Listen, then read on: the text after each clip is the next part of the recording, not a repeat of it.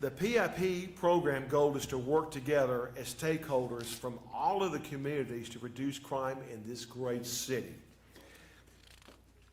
We have a very informative presentation tonight, and if you have any divisional PIP concerns in your neighborhoods or your division, get with us after the meeting and we'll address that, and we will get you to the right staff member in the very back. As all of the HPD divisional PIP groups plays a very important role in all of our communities, we have one announcement. The PIP program has been asked to participate and showcase your partnership and your success in the upcoming 7th Annual Bridges Conference Community Engagement for People with Disabilities. The objective of this conference is to promote people with disabilities, older adults, veterans, and the ability to live well and live well in their communities. We have some really important tables tonight, some resource tables and some staff members. I'd like to announce first, we have Dominique Patterson. She is with the Houston Area Regional Outreach Coordinator with the Crime Victims Division with the Attorney Generals of Texas. Raise your hand up so you'll know who she is. Thank you, Dominique, for making it tonight. Lupe Washington, she is here, Director of Community Health and Violence Preventive Services. We have our Houston Health Department. Raise your hands. You'll know if you have any questions, go to them. Our Harris County DA's office and their Victim Services Unit. Thank you for coming out. Our HPD Victim Services Unit is also here. Our Harris County Tax Division is also here. And we also have Harris County Precinct 4 Community Engagement there in back also. So thank you very much for coming out. Next, I'd like to introduce our PIP board member, Connie Savage. You have the floor.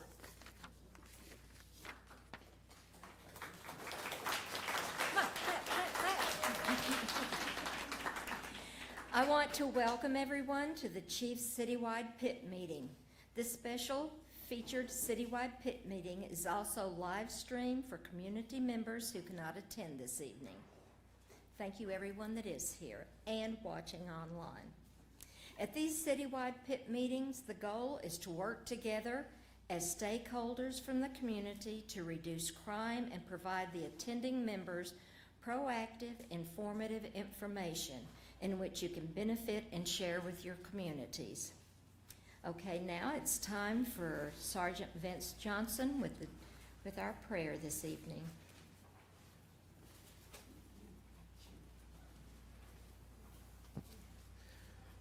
Good evening, everyone.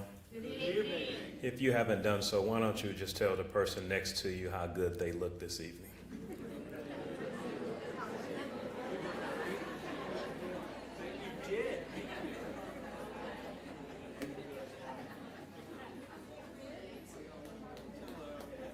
Connie, did you really tell James he looked good? I did. I told him he looked wonderful. Thank you. At this time, would you pray with me? Our Father and our God, we thank you for this moment to come together. We thank you for the relationship and the partnership that the Houston Police Department has with the community. We ask that you just continue to bless us so that we can move forward and continue to work together to make this a better place. We thank you for the meal that we are receiving. We ask that it be nourishment for our bodies. And we ask that this meeting be held decently and in order. We thank you for your grace. We thank you for your mercy. And we just thank you for having compassion on each and every one of us. Bless every household represented here today. And when we depart from this particular building, we ask for traveling grace. It is your name we pray and give thanks. Would everyone say amen? Amen. Thank you. Thank you,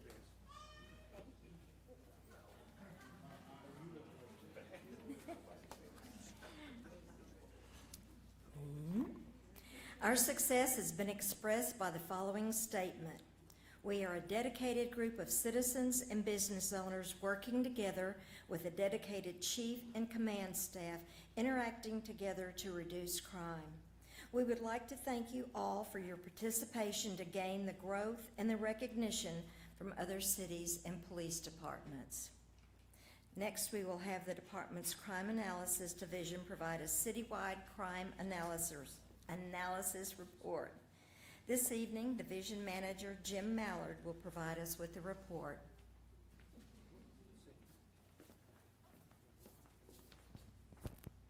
Good evening, everyone.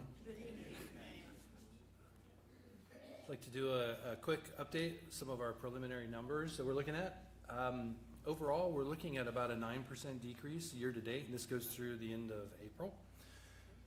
Violent crime, we're looking at a really good reduction, about 16%, particularly in the robbery and aggravated assault categories. And we're also seeing significant decreases in kidnapping and human trafficking incidents.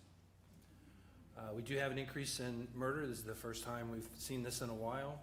We've been tracking it all year, and we continue to be diligent in our efforts to investigate and resolve those offenses. On the property crime side, we have a reduction of about 7%, significant reductions in auto theft, burglary, and theft, and as I mentioned, in total, reduction of about 9% overall. On our website, HoustonTX.gov/police, we have crime statistics and transparency section, has a lot of reports, annual reports, monthly reports. We have data out there that's available to help everyone be aware of what's going on and to stay informed. And as well, we have all of our data published daily on communitycrimemap.com. You can also sign up for alerts. You can put your address in and be alerted when crime or other activities occurring around your location of interest, your home or whatever. So I'd encourage you to check this out and sign up for the alerts there at communitycrimemap.com. And that's what I have for you. Thank you. I appreciate it.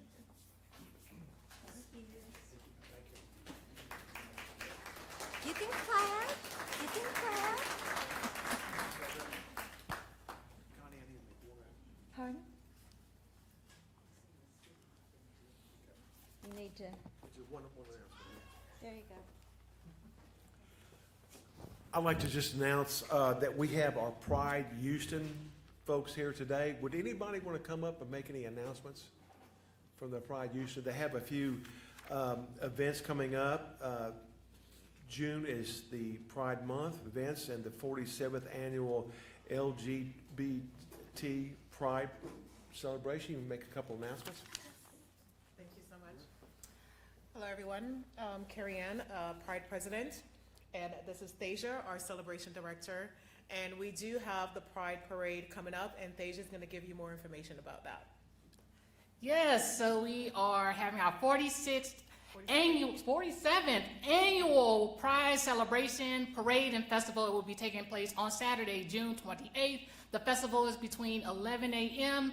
to 6 p.m. and then we'll have the parade kicking off at 7 p.m. to 10 p.m. So come on out. You know, it's a great time. City Hall. At City Hall, downtown, just only 3 minutes away from here. And come out and celebrate with us. Thank you. Thank you.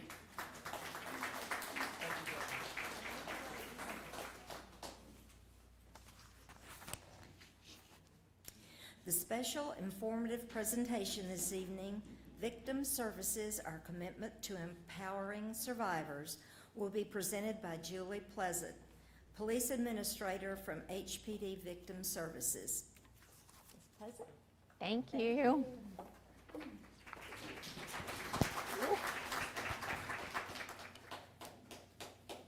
Hi, everybody. Thank you for being here and those that are joining us online. Victim Services for the Houston Police Department. A lot of people don't know we even have a Victim Services, so I'm absolutely thrilled to be able to tell you what we do and what we do in the department and what we do for victims of violent crime. So, I have been here 26 years as a classified officer. I retired last year as a lieutenant, and I've been in this capacity as police administrator for about a year. And victim services has gone from about 6 people to about 58, 59. And we're kind of in flux right now, but we have a lot of different units. We have a little admin staff. We have general victim services. We'll get into what they do. We have homicide liaisons, vehicular crime liaisons. We have our forensic artists, and they do offender reconstruction. So all of that is what we have, and they all do very different things, but it is all servicing victims of violent crime. So our mission statement is the Victim Services Division is dedicated to positively affecting the quality of life for the citizens of Houston, and it exists to provide assistance to crime victims and their families. We will assist the victim in applying for crime victims compensation and their chosen providers to help them obtain services and benefits. So that is what we do. How we came to be 58 from 6 is this right here. So first, we centralized everybody under one umbrella. So victim services with one mission instead of everybody spread out everywhere doing a bunch of different things. The next was making sure everybody was trained to really be an advocate and help victims on their most terrible day, right? It may not be terrible to others, but someone who has just been robbed or sexually assaulted or something like that, that's their worst day, or lost a loved one from a tragedy, right? So trained on how to interact with someone who's in crisis or going through a traumatic event. The next was obviously trying to get grant funding, because providing victim services in a law enforcement world isn't first on our list. First on our list is obviously public safety, but when officers need to respond to public safety, they can't always take the time that is needed to sit and be trauma informed and really break down what that victim needs at that moment, because let's face it, we have a lot of calls for service and they're needed to go other places. So with advocates, they can do their job with the law enforcement portion, and then we have advocates that can come in and really help with that trauma-informed lens and walk them through whatever they're going through. And then, of course, asking how we, as law enforcement advocates, can be better partners to our community partners, like our nonprofits, and what we need and what they can help us with. This is where we are. The column on the right did not exist before the expansion, right? So now the other divisions that you can find advocates in is Southwest, Northeast, Midwest, and North Belt. Those you see with the little stars, that is where we have our DART units stationed at. So DART units are citywide. I'll explain that more in a minute, but they actually call home the division with the little stars on them. They're citywide and they respond regionally. But if there's a call for service anywhere, they're gonna go. This is our first pillar, and I describe victim services and how we work with the community in 4 pillars. So our first is general advocacy, and we'll do site visits, we'll do hospital visits. Our kind of code 1 is gonna be if a detective asks an advocate, hey, can you go with me for an interview? Can you go with me to the hospital? Anything like that, that's gonna be something that we are ready to do, because that's a detective trying to get that bridging the gap in trust in law enforcement. So we're gonna do that. The criminal justice process, as you all know, is not easy to understand. Grand jury, no bill, probation, parole, all that good stuff.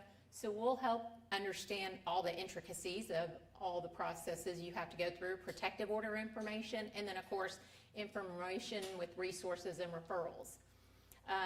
Notifications and assistance filing crime victims compensation.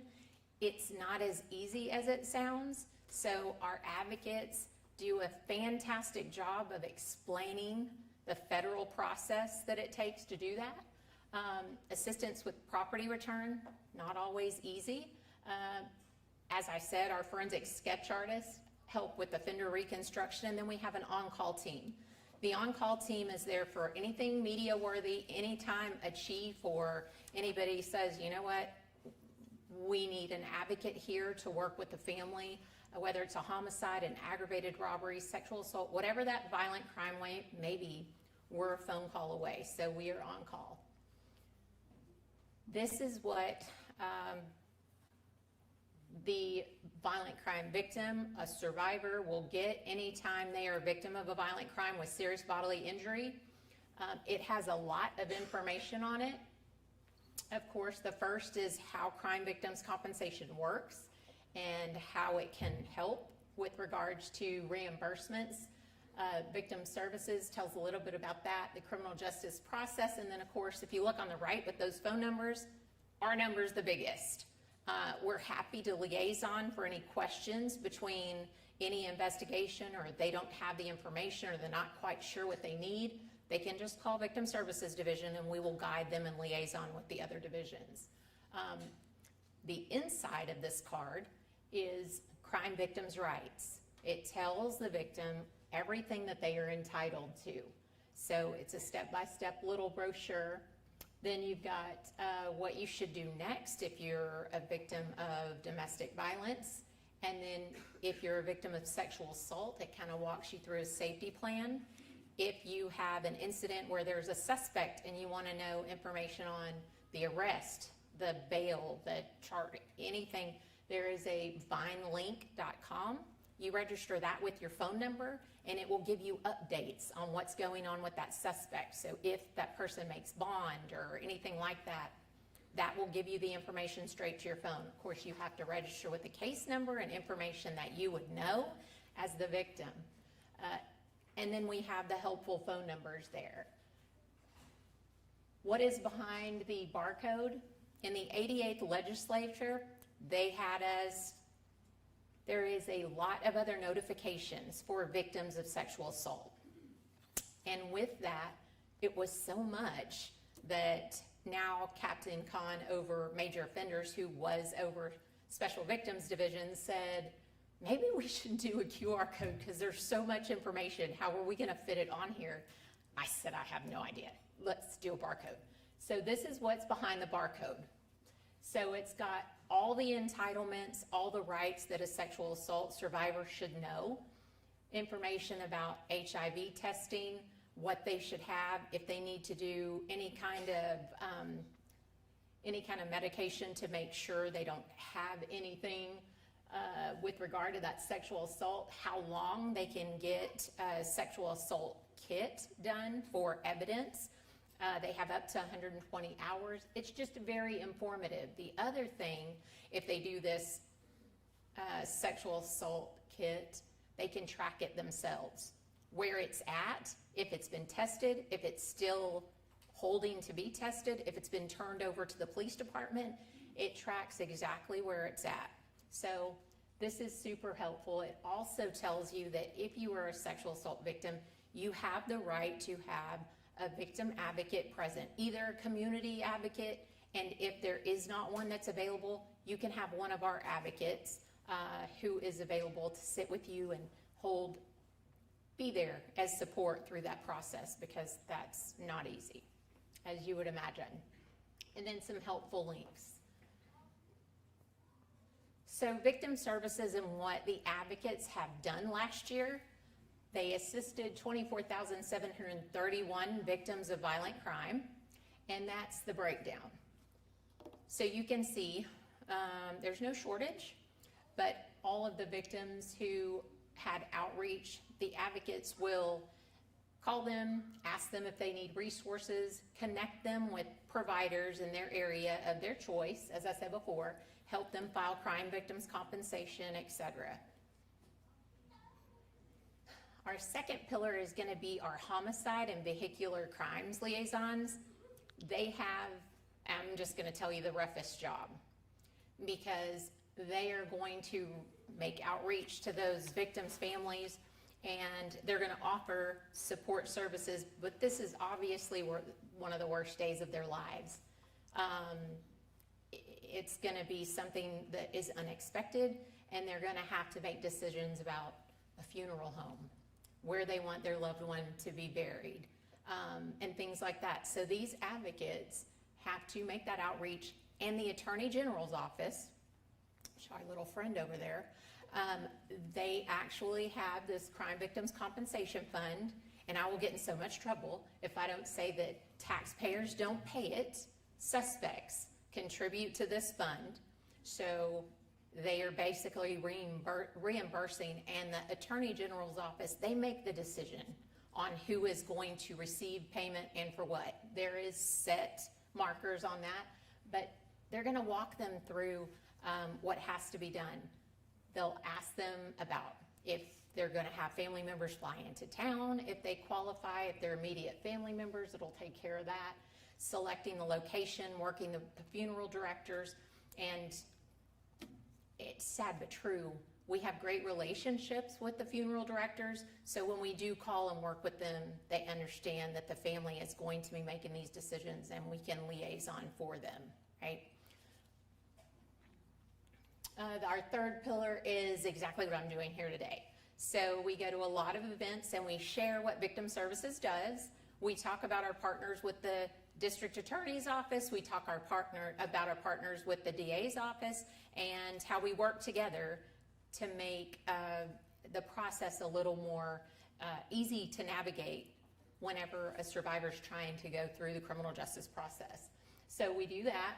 We do mandatory training. I'm teaching at the academy with some of my supervisors that are here today.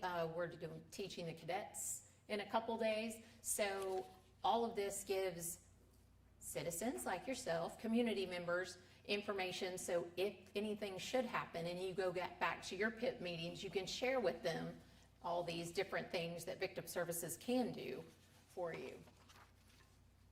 Our last pillar is DART, the Domestic Abuse Response Team.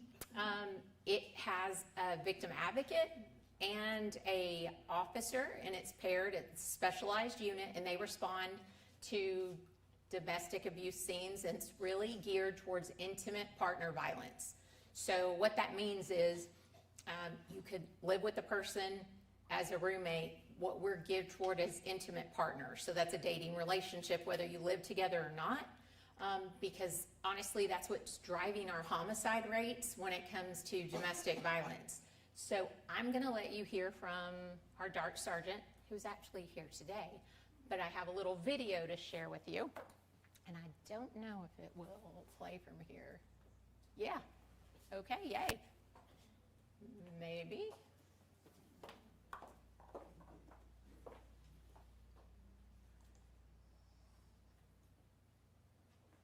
Buffering.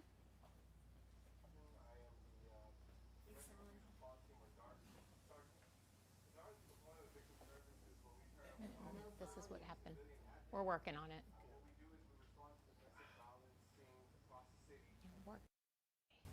Okay, that was painful. I apologize. I promise that worked on the trial run, and there was no lagging. I don't know what happened, but of course, this is what's going to happen when we're live. So here we go. Just a little snapshot year by year. You can see the victims served, and then you can see the on-scene response and shelter provided, and then children and households. And so when you say children and households, were they just in the household? Yeah, these are children who actually are in that household, so we're going to call them domestic violence child survivors, right? Because they are there when this incident occurred. So you can look at our peak numbers, but when we say 185, 182, those are victims who fled, left. They were leaving where they were to go to a safe environment. So we did provide shelter for that many victims of violent crime. So that is the work that we've been doing since 2022. The cases they work and the cases we go to are going to be three types. Strangulation, it's going to be continuous family violence. That means it's happened more than once in a year. And then it's going to be aggravated assault. So that could be with a weapon, or it could be because of the injury it's escalated so much. Any of those are going to be calls that DART would be called to, and we would assist the victim of violent crime at that time. The purpose, again, is to decrease the homicide rates. We want to interrupt the cycle of violence so that we can interrupt and decrease those homicide rates, giving the victim somewhere to go. So, do we think domestic violence is violent crime? Show of hands. Yay, I hope I influenced you when I put my hand up. But after this, I would say, yes, it absolutely is, right? This was in 45 days. It's been a minute since I pulled the headlines, but you can see hostage situations, SWAT's called, barricaded suspect, over and over again. Going to DART scenes, I would constantly go out, and I'm being called by SWAT to make these scenes because they have a survivor. And so, some facts about intimate partner violence: 80% of domestic violence victim reports being stalked before they're killed. 80%. We take reports of 80% of those victims. 30 to 50% of those who kill police officers have a documented criminal history of intimate partner strangulation. That's a pretty good predictor. 49% of all SWAT responses are intimate partner related. If a victim has a previous history of strangulation, the risk of death is 10 times higher than that of any other victim. And here's a big one. 92% of victims murdered had separated or ended the abusive relationship before their death. Then 72% of domestic violence victims were killed in their home, the place where you're supposed to be safe, right? So we talked about how we go to about 50% of SWAT's calls are our calls for DART. So our DART sergeant is here. We got together and we talked to SWAT and said, you know, we see you guys a lot. So how can we help? So when we're on a SWAT scene, we have a DART SWAT ops plan. And what we do is we fill that out with the victim, and it's everything SWAT's gonna ask the survivor when they get there. So the survivor's not having to wait 30 minutes to be briefed by them, get information, and then we start getting information to our operational commander, right? The incident commander. We can start that ahead of time. So because of this, we've had some developments to be able to help SWAT when they arrive. So this is Sergeant Preston and Sergeant Brewster. We lost them. So fact, right? More officers are injured in the line of duty when intervening on IPV scenes than any other call for service. So why would we expect it's easy for a victim to leave? That's why we have DART. As long as we can intervene and give resources and let them know there's a way out, we can stop the cycle of violence. So I am hoping I am not hopeful about that. It's a video. I'm just gonna tell you about it rather than do all that. It was Northeast. We had an officer that was called to a domestic violence scene, and the suspect was outside with a gun, right? And called the police show up, and the suspect gets in a gray Dodge and speeds off. He crashes the car. He gets into a shootout with officers. Immediately, officers are taking fire. They come around the corner. The guy immediately starts shooting. All 3 officers are shot. They all live. However, when the guy leaves, he carjacks another victim. Innocent, right? Innocent person. Just minding their business, driving down the road, and they have a gun in their ear pulled out of the car. But nobody knows it started because of domestic violence, right? 3 officers injured and someone carjacked, all because some person couldn't get their way. It's power and control. So being able to intervene and identify that these are super deadly scenes and be able to assist these victims is great. And when they need shelter, it's amazing that we have partners who can assist us in getting them to a safe place. really wanted to play this. I don't think it will play. Let's try, because it's good news. It doesn't look good, but we'll just try.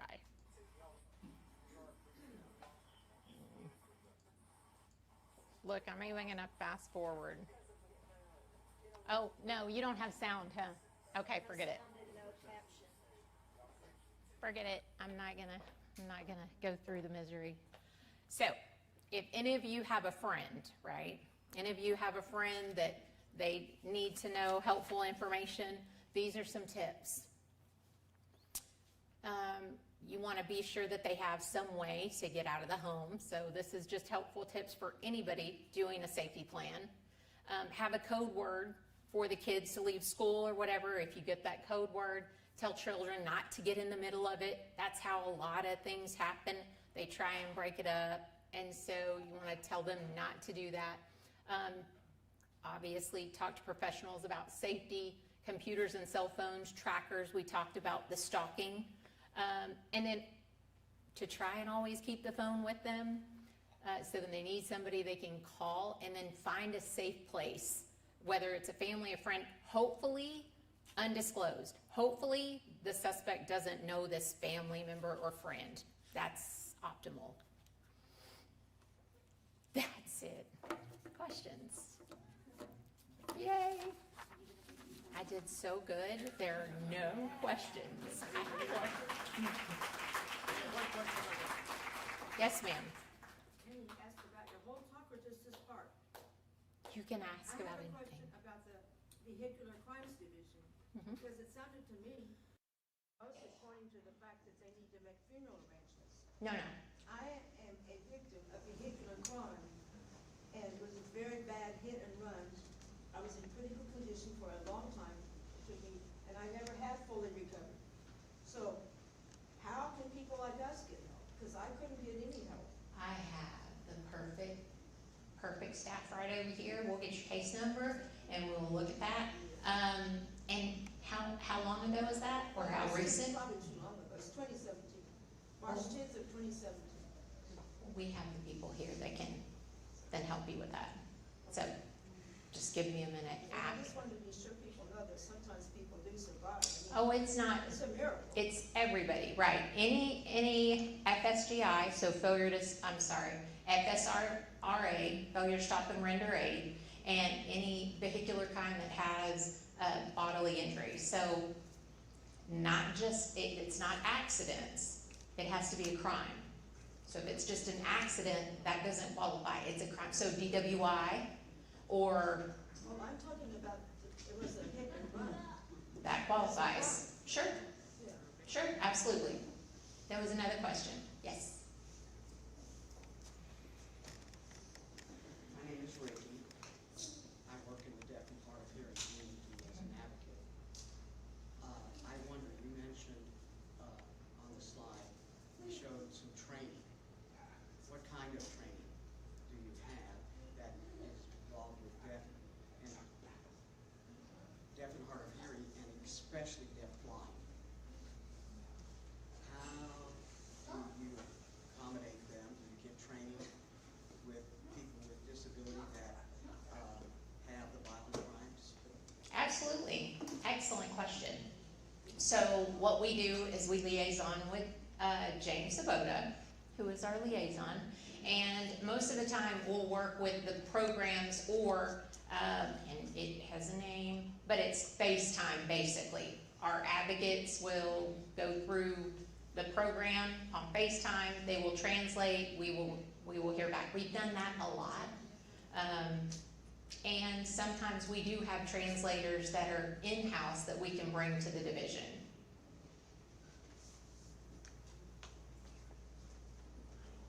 What about deaf blind? I have, go ahead. Yes, to answer that question, yes, we have done with that, and we most certainly have special interpreters that can help out with that deaf line, and they actually, now, this is a quiz, everybody here, because I've attended many conferences on the topic of deaf line. The quiz is, how do you think you interpret with a deaf blind person? Any takers? That not on that side, 'cause I know they. Would it be Braille? I'm sorry? Would it be Braille? Yes, it's actually, there are some interpreters that are trying to sign, and the signs are used in the hands. So that's how it's, but anyway, the answer to that question, Ricky, is yes, we will actually make those accommodations for any type of training, and they're deaf and blind, and we will most certainly accommodate anybody who needs it. You know? Unless there's another question. Any other questions? Yes, sir. I have two parts. The first one is with one of these neighborhood groups on the internet.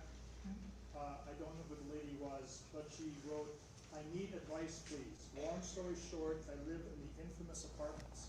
I am in a very serious situation with very dangerous man.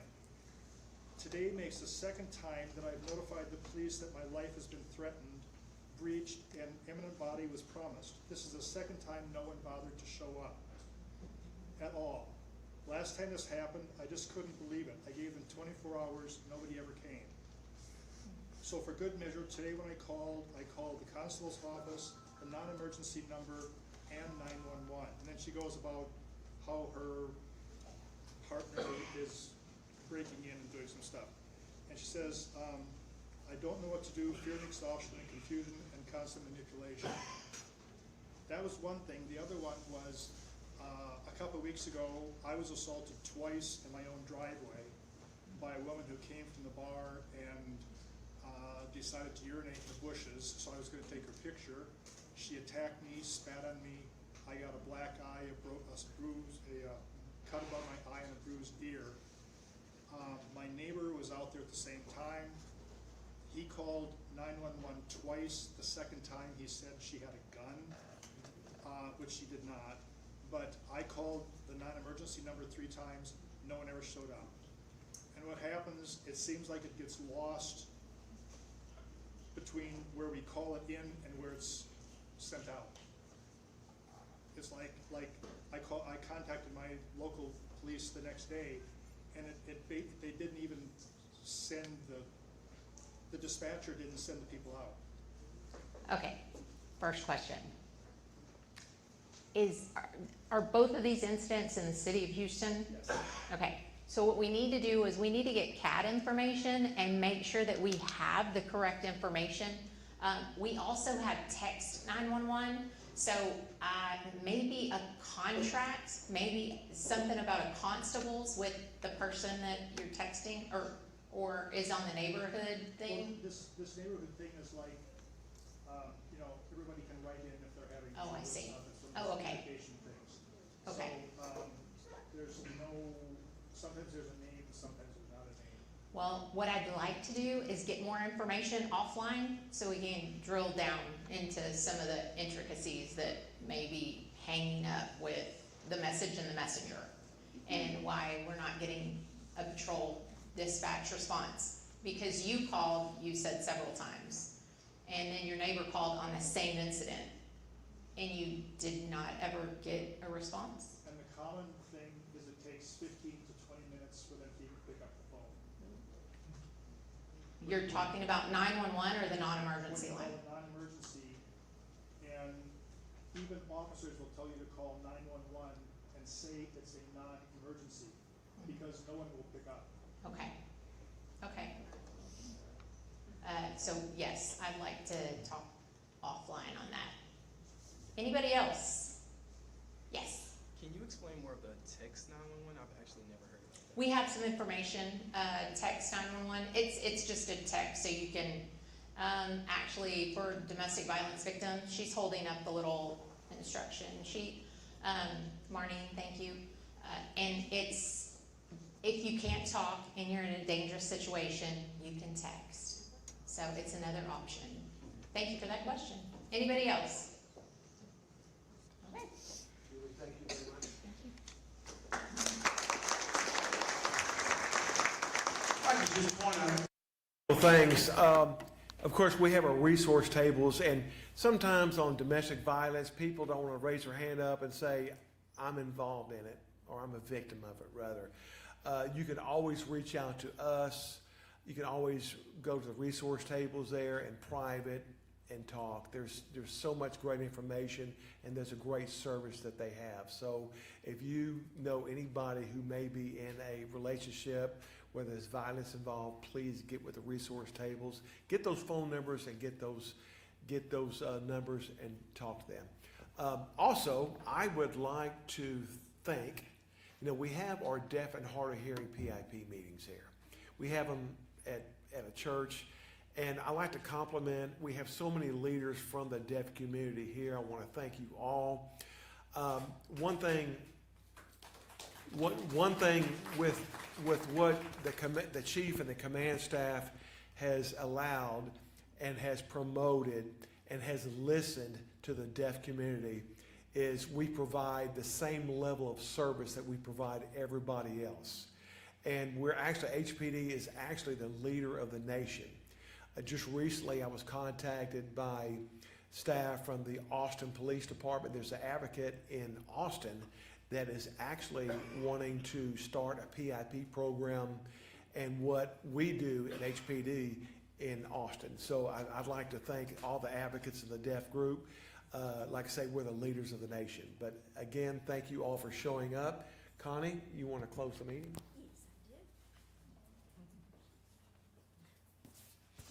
Not that I want to leave anybody, but we're going to go ahead and close the meeting. Okay, on behalf of the citywide board, the divisional PIP officers, and the entire command staff, we would like to thank all of the PIP members who have been involved in their neighborhoods and the PIP program and our goal in crime prevention. Okay, it's that time. Please repeat after me. If you have the time, get involved. If you don't have the time, make the time. If you don't have the time, make the time. It's your neighborhood and your city. It's your neighborhood and your city. Thank you. And thank everybody for coming. We appreciate your attendance.